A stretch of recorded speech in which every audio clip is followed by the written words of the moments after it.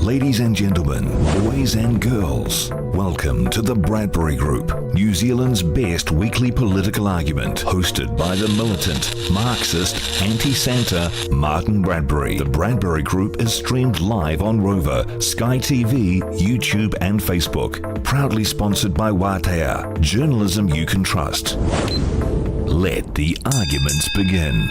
Aotearoa, the true demarcation of power in a late-stage capitalism, liberal progressive democracy is the 1% richest plus their 9% enablers versus the 90% rest of us. Welcome to the Bradbury Group, New Zealand's best weekly political argument. I'm your host, the editor of the daily blog, Martin Bradbury. Bomber to my comrades, Mr. Bradbury if you're nasty. My pronouns are us and we.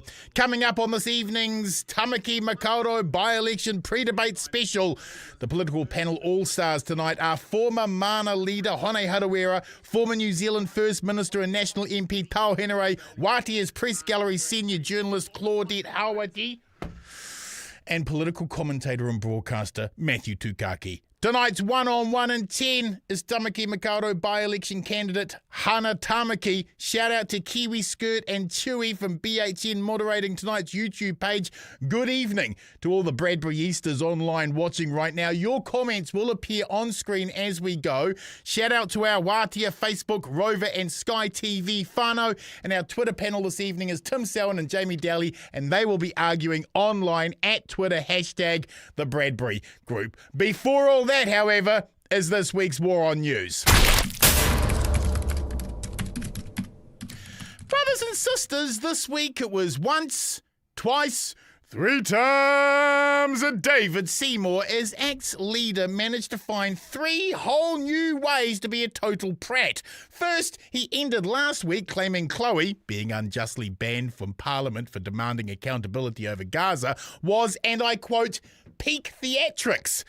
I'm sorry, didn't David try to drive a Jeep up the stairs of Parliament during a political stunt? David lecturing on political theatrics is as credible as Trump lecturing on feminism. The great free speech champion followed that up by attacking churches for using their free speech to demand and defend Māori wards. And he demanded a review of bike helmet laws because David seems to believe the free market should decide whether you get a brain injury or not. David is the gift that keeps taking. Talking of taking, late on Friday afternoon, the government quietly announced the total cost of dumping the IREX ferries would now be $671 million, and we still don't have any actual bloody ferries. It's like Nicola Willis has taken our ferry to market and come back to proudly tell us she swapped it for 3 magic beans instead. This government blew $671 million on a Toyota Corolla without actually getting the Toyota Corolla. Don't ever lecture the left on wasting money again. And finally, in this week's War on News, Lloyd's Future Set and the Cambridge Centre for Risk Studies released a report over the weekend that argued even a minimum impact of the least worst aspects of extreme weather events will cost us $5 trillion over the next 40 years. Remember, that's the best case scenario. Brothers and sisters, we're all going to die on a burning planet thanks to the lies of the petro-industrial complex and their polluter mates. To quote the great warrior poet oracle Mike Hosking, happy days. The political panel all-stars up shortly, whānau. But first, this week's 1-on-1 in 10 with Tāmaki Makaurau by-election candidate Hana Tamaki. Kia ora, comrade. Welcome to the show, and thank you for being available to the Fourth Estate. Your democracy is grateful. You're welcome. Hana, you have not been invited to tomorrow night's by-election debate because your candidacy was judged too low a threshold to have an impact, and preference was on Penny and on Orini. Has that been a blow to your campaign? Well, the thing is, what is the criteria? I've stood at 2 other by-elections, general elections and 1 by-election. I'm a leader of a party, and there's only 2 other people, so it's not like you've got 20 people lined up. So I just think, what the heck's going on? You guys need to get in the game.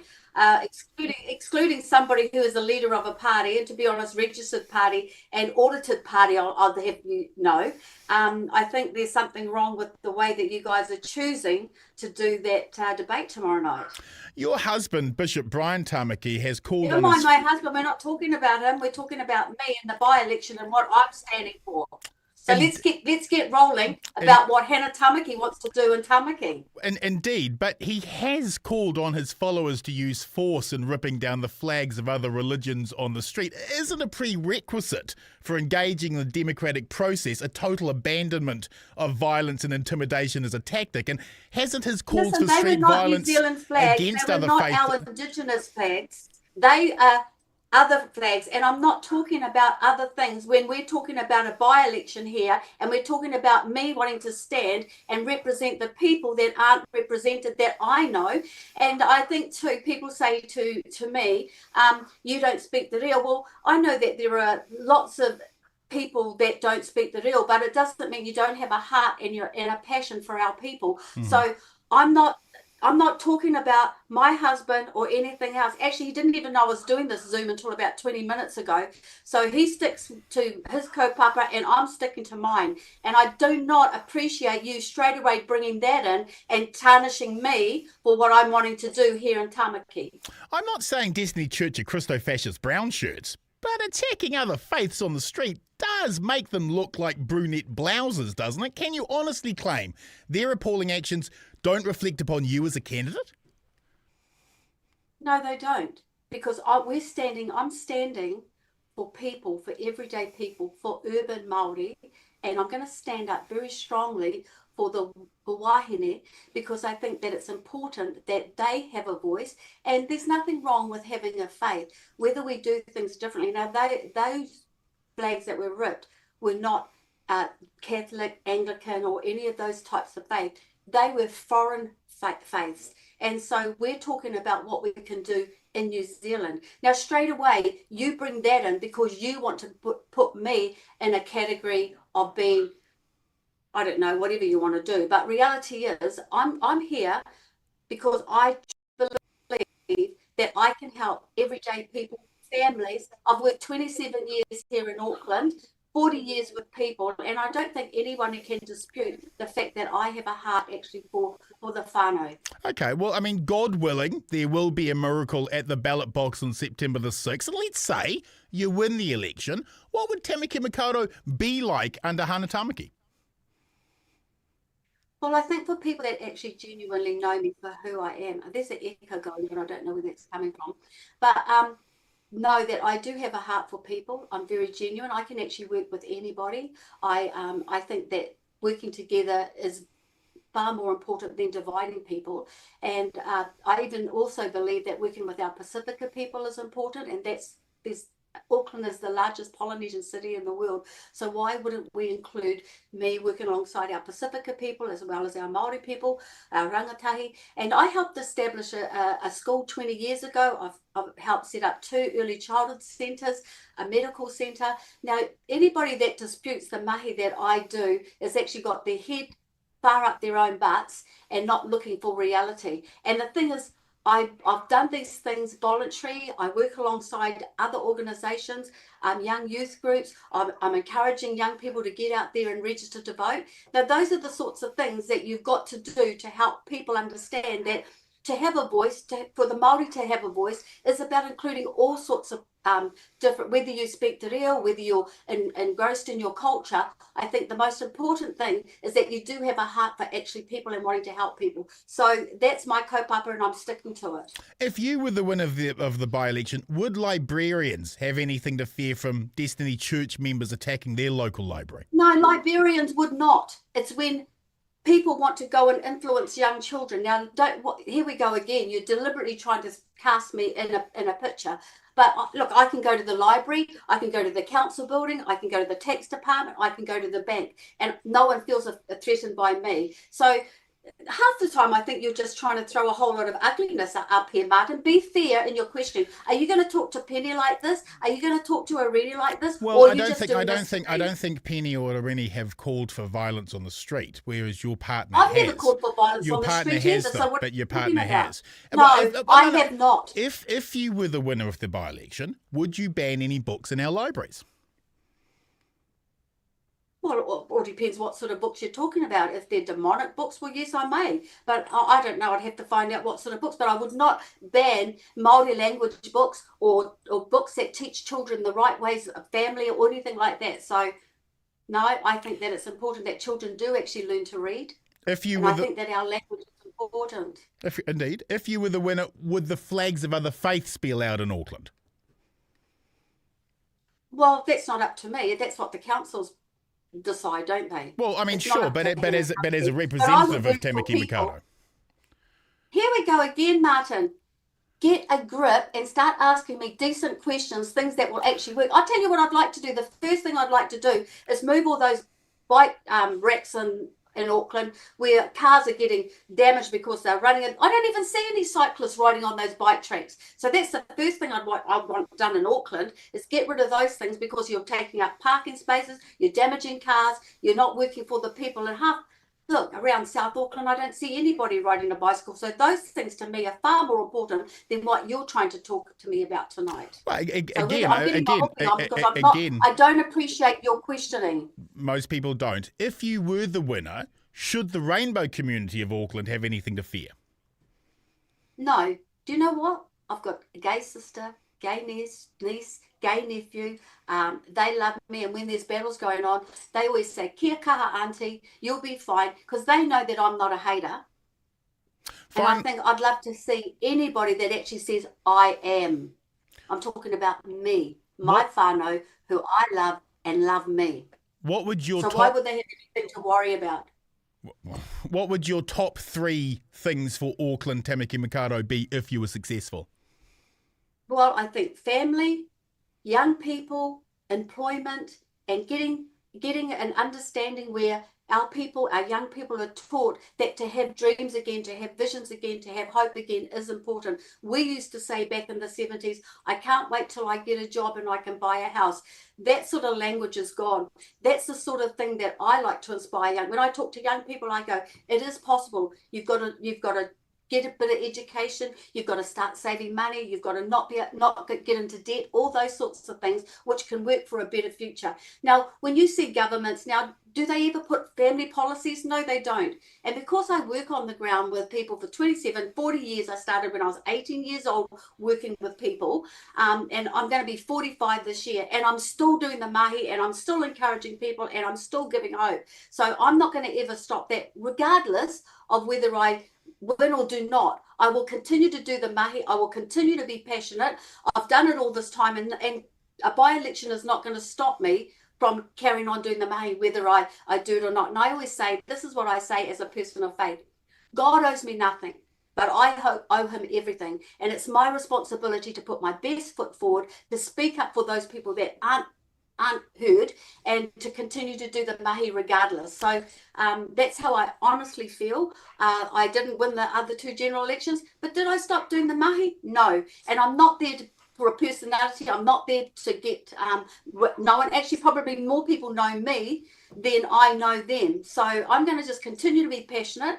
And I think that it's important that people know that the voice of the wahine is very important. We help develop and grow our families. We nurture. I'm a great grandmother, not just a mother and a grandmother. I'm a great grandmother too. So the next generation meant a lot to me. And I've got a real purpose in life to do something that can help make a better future for them, not just my mokopuna, but for anybody else's mokopuna who needs help and support. The amount of single parent homes that we help men, and whether people like it or not, I help instigate the fact that Man Up started, because I said to Brian one day, I think these men need a father. A lot of them haven't had fathers. And he's like, oh, they've got their own dads. And I kept pushing and pushing because I was raised in a single parent home by a father. My mother left when I was 6. And I saw the importance of a man leading his family well. And so I thought that men need to be supported and encouraged, but helped out of dysfunction and really that's what us as mamas, that's what our responsibility is. Finally, to make Hana, sure that our tamariki is safe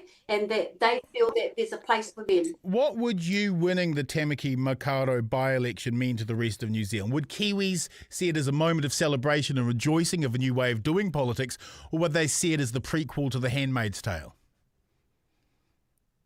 Well, I don't know, because I don't know what all of New Zealanders think. Thank you, I comrade. will say, Yes? Thank you, comrade. Blessed be the fruit. Okay, now to our political panel all-stars. Our first panellist is a former New Zealand First Minister and National Party MP. He's been paying for those sins ever since. He's the reformed Darth Vader from West Auckland. Tau Henare, kia ora, comrade. Hey, welcome brother. to the show. One word to describe the week, please, sir. Interesting.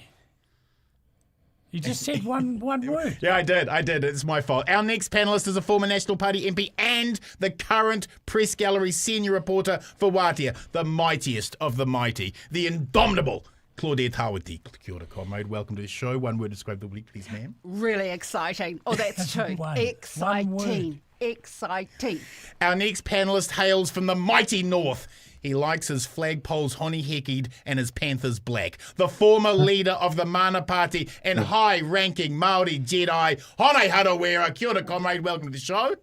Kia ora everybody, kia ora tātou katoa. Kia ora. One word to describe the week, please, sir. One word to describe the what? The The week. week. Cold. And last but certainly not least, he's the Māori for all seasons, a political commentator, raconteur and broadcaster at the mighty Wātea Network, media mogul and people's hero, Matthew Tukaki. Kia ora, comrade. One word to describe the week, please, sir. Incomprehensible is what I would describe that last interview. Incomprehensible. It certainly went all over the place. Brothers and sisters, let's get into tonight's Tāmaki Makaurau by-election pre-debate special. Issue 1, the main issues for Tāmaki Makaurau voters this by-election. Issue 2, Labour campaign versus Māori Party campaign. Issue 3, expectations for tomorrow's debate. And issue 4 tonight, ramifications for the 2026 Hang on, election. hold up. Yeah, Just before you continue with your questions Please to do. this esteemed panel, as the publisher and general manager of Wātea, I Yes. do want to respond to Hana Tamaki and what she said. I think it's Stage is important. First of all, the reason I use that word incomprehensible is because, quite frankly, there was nothing in that very angry, conversation you had with the leader of Vision New Zealand that would lead me to believe that we made the wrong call. Right. So that's the first thing. Yes. The second thing is, you've got to fact check all these things. Yes. Fact one, when asked about foreign religions, it was like an indication that Catholicism and Christianity themselves weren't foreign religions. They are. They are not indigenous to this country. They Point. never have been and Point. they never were.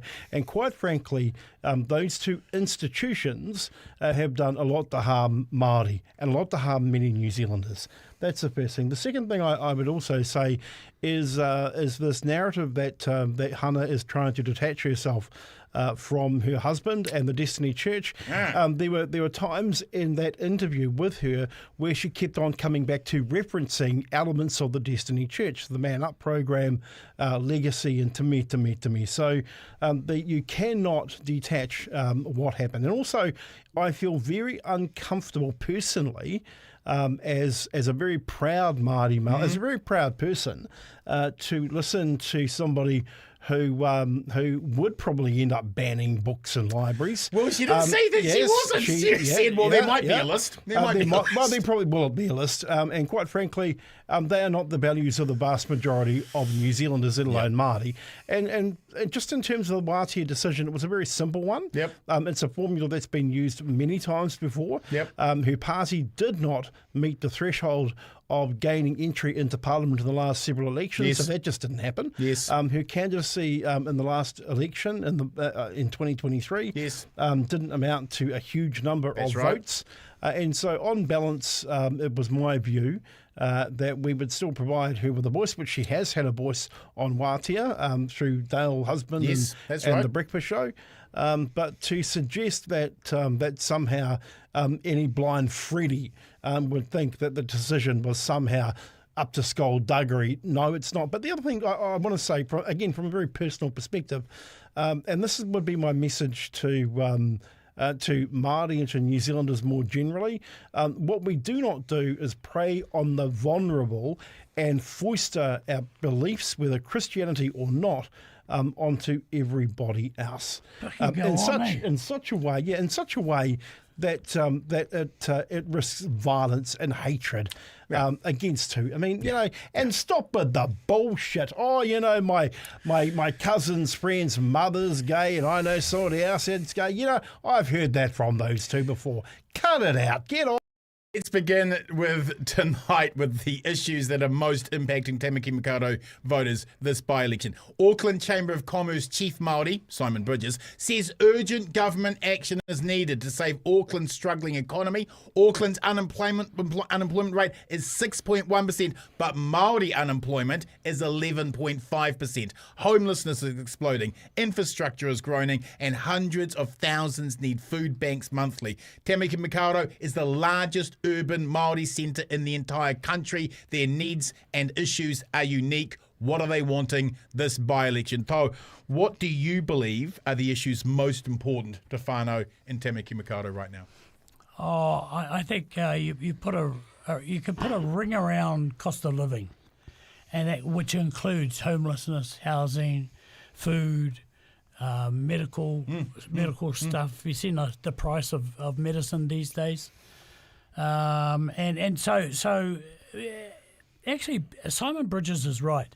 You cannot have a pumping economy if half of them aren't part of the economy. Right. You know, Right. It's just, I mean, any school book on capitalism and easy capitalism will tell you that if half of your population or your hopeful working population Right. is behind the eight ball, then the whole economy is in the turd stuff. We're all in this together, Yeah, right? that's right, bro. Follow-up question. Which party has best addressed those issues in this campaign? Well, neither of them. Yeah. I mean, Labor goes on about its ability in the past and what we look into the future, but without. I mean, look, we're still having a debate about the the tax. What's it called? Capital gains tax. Capital wealth gains tax. We're Yeah. still wanking on about it. Yes, we You know, are. and the leader of the opposition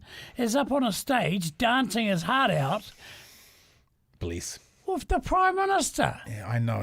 White men have And no I rhythm. only White say- men have no rhythm. But It's true. I only say that because Chippy had a go at me. Oh, did he? Publicly. Oh, yeah. that's not very so- nice. We'll get you an apology. Claudette, with 11.5% unemployment for Māori in Auckland, what are the main concerns?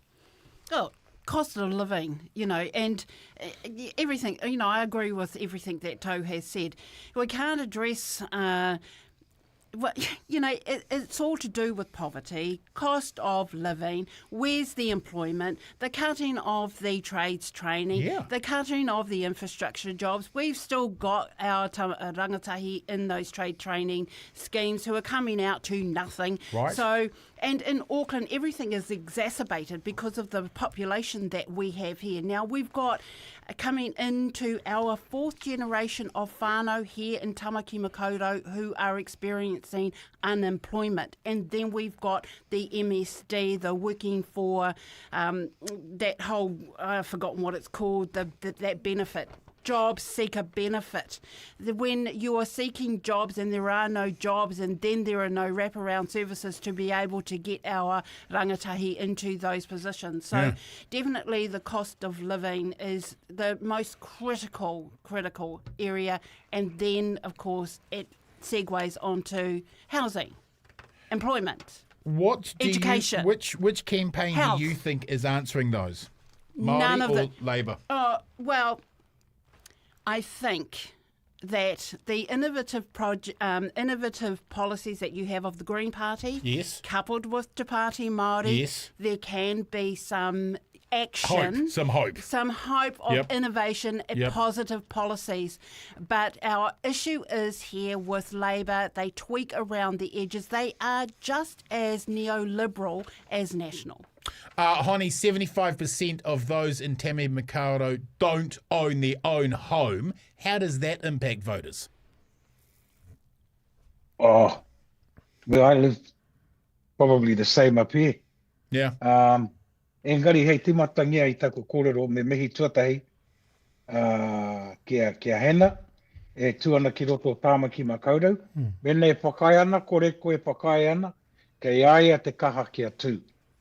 And I know the history of people talking about standing and not standing, and then running other people down for standing. So yeah, I just think that anybody who has the courage to stand, congratulations to them, because it ain't an easy road to take. In terms of the detail of this crowd, you know, I wouldn't want to go picking around with any of this shit. The reality is that this government is focused on the destruction of Māori. Absolute destruction of Māori.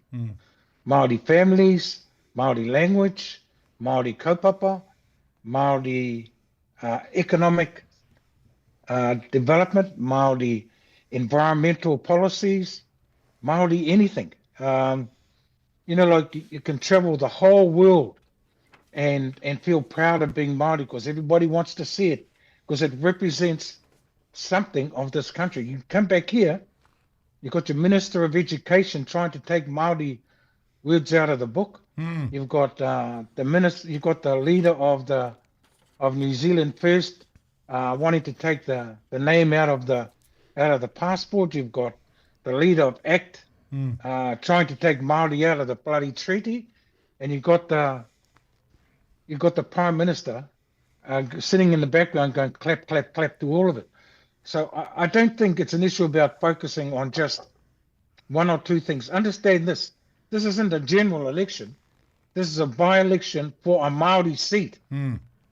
So for me, what matters most is what's most important to Māori. And what's happening at the moment is the absolute destruction of the dream of Māori having value in Aotearoa. And unless somebody stands up and says, no, we won't allow you to push us back. No, we won't allow you to push us and keep us down. We will rise and keep rising and keep rising. Preach. You have to send that signal that we are here forever. And, you know, I get the cost of living, I get the housing thing, I get the unemployment thing, but should we have that problem under any one of those governments? But there has never been a government in the history of this country, not one, that has been so destructive of everything that is Māori. And that for me is the primary kaupapa facing Māori in this by-election and in the general election when it comes up next year. Amen. Matthew Watia. Sorry, guys. Matthew Watia has been running polling on the issues that voters care most about. What's that come back with? Yeah, I mean, there are three primary issues. One is housing affordability and homelessness. The second big issue is jobs and employment. And in fact, a question of the day today has elicited more than 700 comments on our Facebook page, which is one of the biggest that we've had so far, with the exception of the incredibly good series that Claudette was doing in terms of homelessness. But the third, and this speaks to what Honi's just said, is a concern over tino rangatiratanga. Look, and just to reinforce what Honi said, Māori are a forever people. We have very long memories and we've been through all of this before, just as the Irish have and the Welsh have and the Scots have and many other indigenous peoples from South America to Africa and Asia have. So we're forever people. But the tino rangatiratanga question or point that's come through in a lot of our own unscientific polling and questioning is very much about people's concern for the degradation of all things Māori. Right. And Honi is right, and I'm sure Claudette will hopefully back me up on this one. This is a by-election for a Māori seat, and so we can expect these sorts of issues to come out. What I think is interesting is that the government doesn't necessarily appear to be taking notice of what's going on in this election. The opposition parties are not a problem at all. But they seem to think that this is a tussle between Te Pāti Māori and Labour. Well, no, it's not really. This is a fight for all things Māori. and it would be wrong of the government to excuse themselves from what is going on in Tāmaki Makaurau. And keep in mind, Bomber and everybody, it is the single largest population, Māori population globally in the world, in the country, and our single largest populated city in the country as well. So it's not just for the government to sit up and take notice, it's for all politicians to take notice about what's going on. Quick round to all of you. The average wage for New Zealand is $70,000. The average wage in Tāmaki Makaurau is $46,000. How does that impact voter sentiment, Claudette? Oh, look, it's 33 and 37% nationally for Te Ao Māori. So, you know, I mean, so we're behind the 8 ball as well. Look, can I just go back to that really important point that Hone had made? You keep people down by keeping them poor.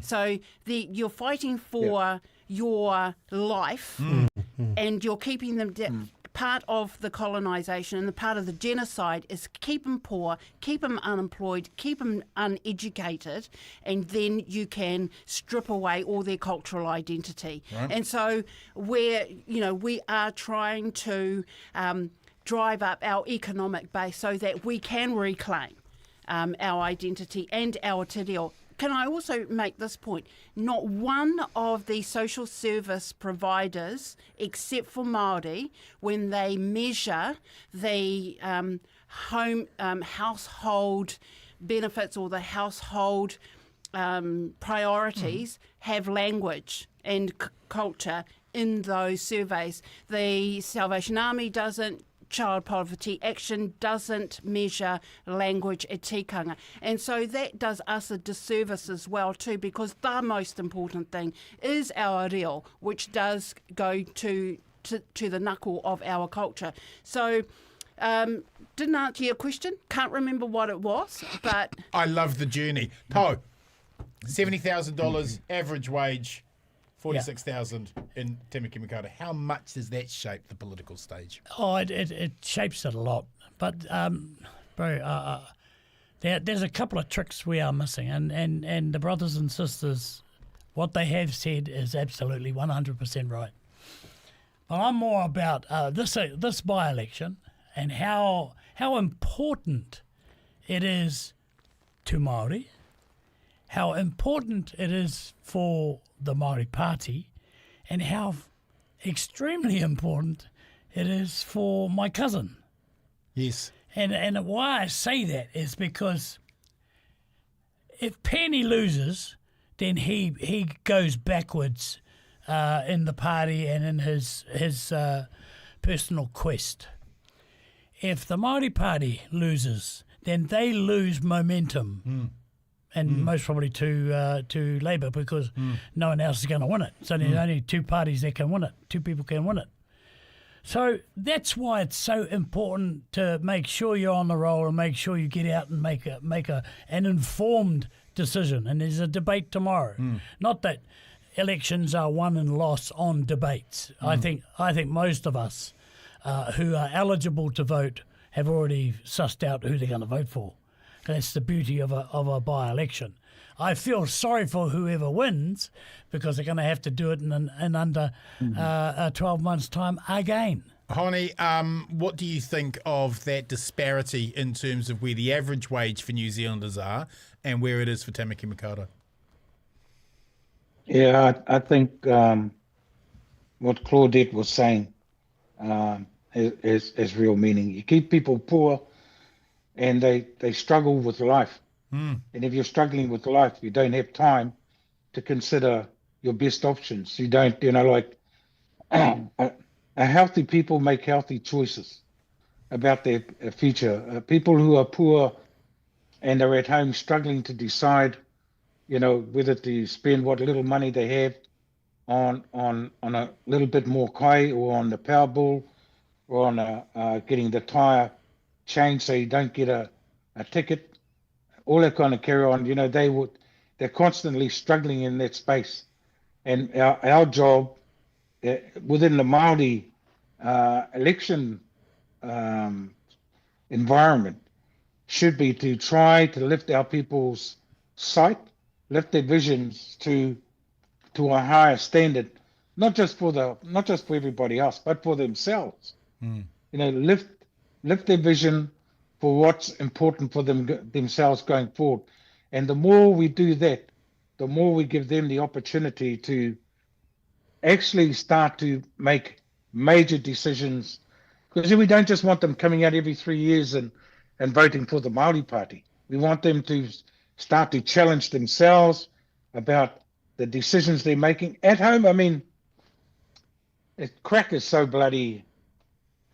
prevalent out in all of our communities that mums are bloody doing it. You know, that the dealers are getting mums to do it because mums need the money. And you know, we're not breaking through that. And I think we need to be focusing less on whether there's parity in the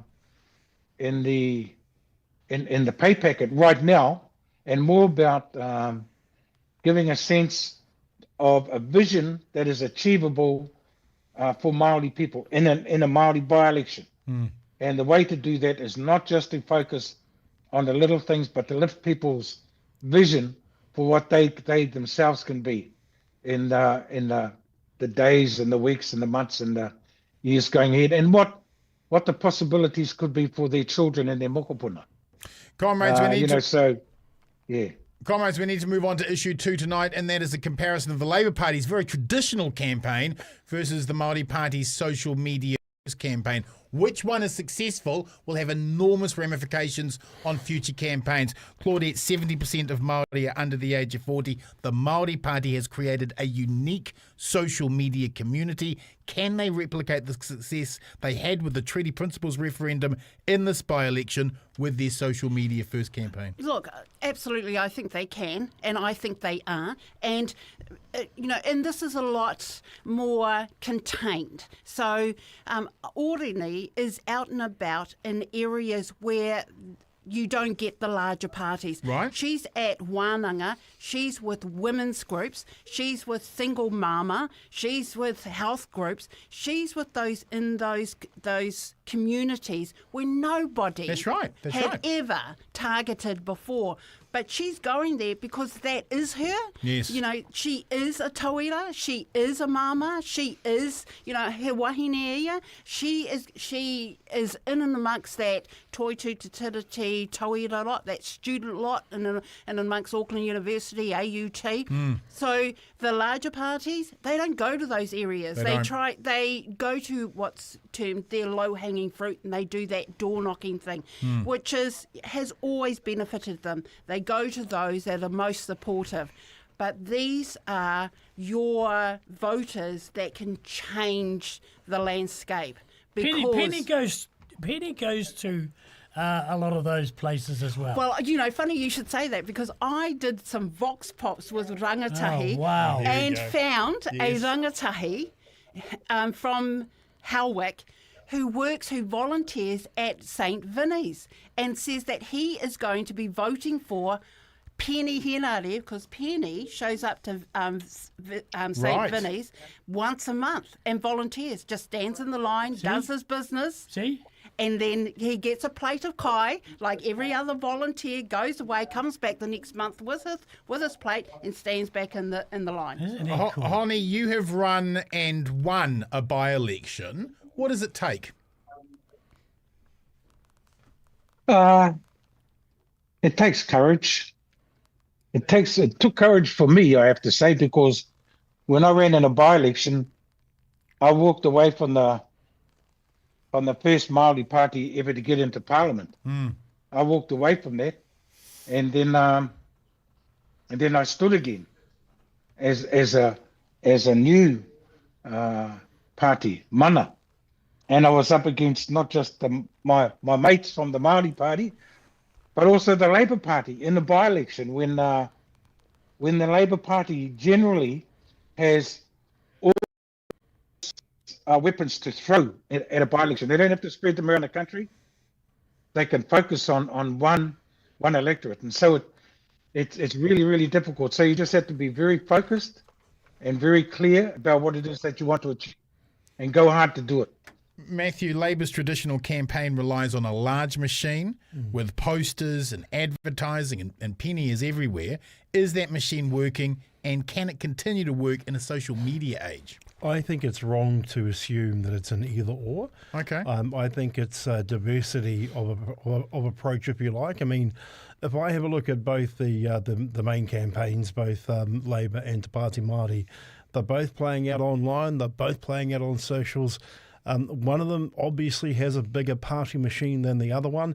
That'll matter on the day sort of thing. We are dealing with a first past the post election. Yep. We're dealing with other variables such as low voter turnout traditionally when it comes to by-elections. Right. So I think what you're seeing are both parties going all out right across the spread of mediums to get the votes that they need to win. So I think they're all throwing everything and the kitchen sink at the campaign. I think, though, what's clear and becoming more obvious is one of them does have a stronger party machine than the other, potentially. Yeah. But then again, don't discount Te Pāti Māori for getting people out to vote, to do those things. As we know, in other campaigns around the world, in places like Australia, they had the how to vote cards, they have the how to get out to vote, they have vans picking people up at everything from schools to goodness knows what to get to polling booths. So I think they're both doing what they can to win. Tau, the Māori Party have accused the electoral office of dropping people off the Māori roll and onto dormant roles. This is happening, but is it enough to impact the result? Oh, look, it'll have an impact, no doubt. Yeah.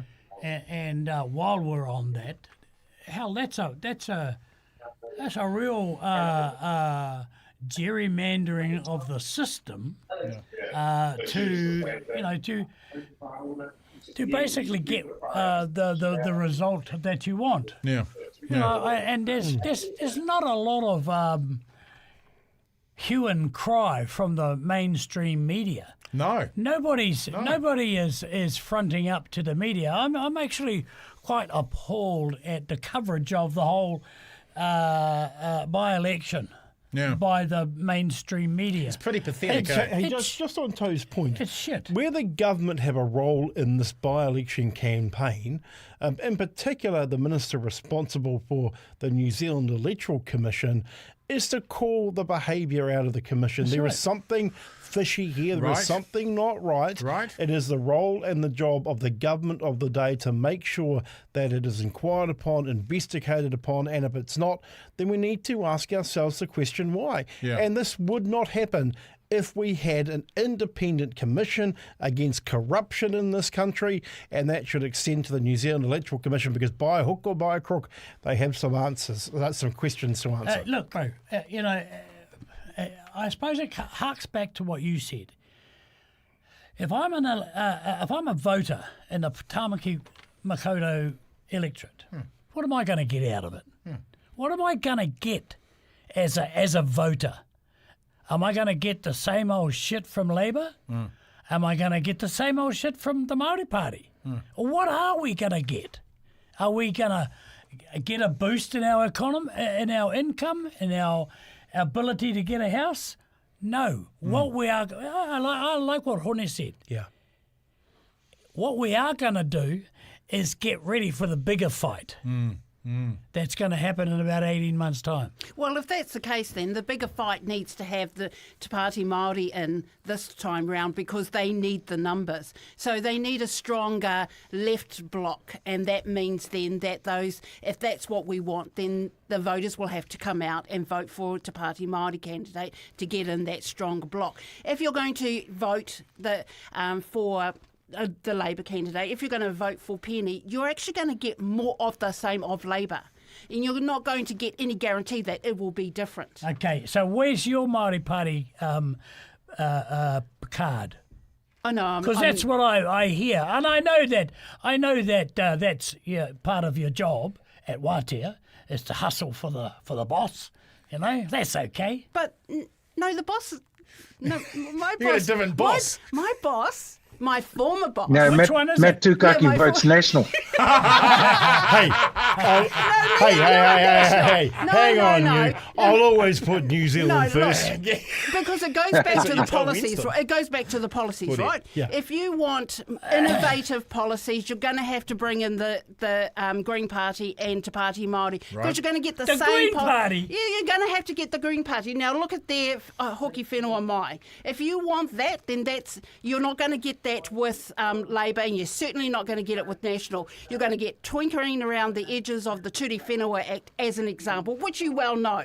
So if you want those kinds of, because you are the chair of the Māori Select Committee, and a very good one too, I don't want to butt Very you good up. one. Very good one. He was a very good one. Comrades, we need to move on. Hang on, Issue 3 tonight. can we not use the word twinkering? Can we instead just use the word tutting around? And that is the expectation for tomorrow's No, debate. you can't. I'm not a As far as we can tell, this is going to be the only Tāmaki Makaurau by-election debate, and it will be the first chance any of us have seen the two candidates debate each other directly. Hone, because this is the only debate, will it take on a bigger possible impact, and does that mean both candidates must bring their best performance? How long is tonight's session going for? Does it finish at 9:30? What time does it? We finish in 10 minutes. In 10 minutes. We finish in 10 minutes. Okay. Well, in that case, best I just, like I have been doing all night, refusing to answer your questions and just using this as an opportunity to speak more boldly. Preach. Now, here's the grim reality of election 2026. The Māori Party, Labour, and the Greens need to be sitting down in a room and working out how they're going to work together at the 2026 election. That might mean Penny not standing or in Tāmaki or whatever. Far be it for me to say who's where and what, etc., etc. They need to sit down and work out what that's going to take to maximise the number of seats they're going to get into Parliament.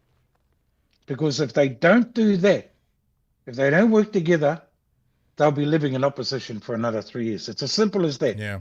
And the more time they spend fighting against one another, and just for this by-election that's coming up, me mihi atu kia marama, kia klaui, ki te rōpu kākareki, e whakai ana kia kaua e tū i tēnei wāpoti. So thank you to the Greens for not standing.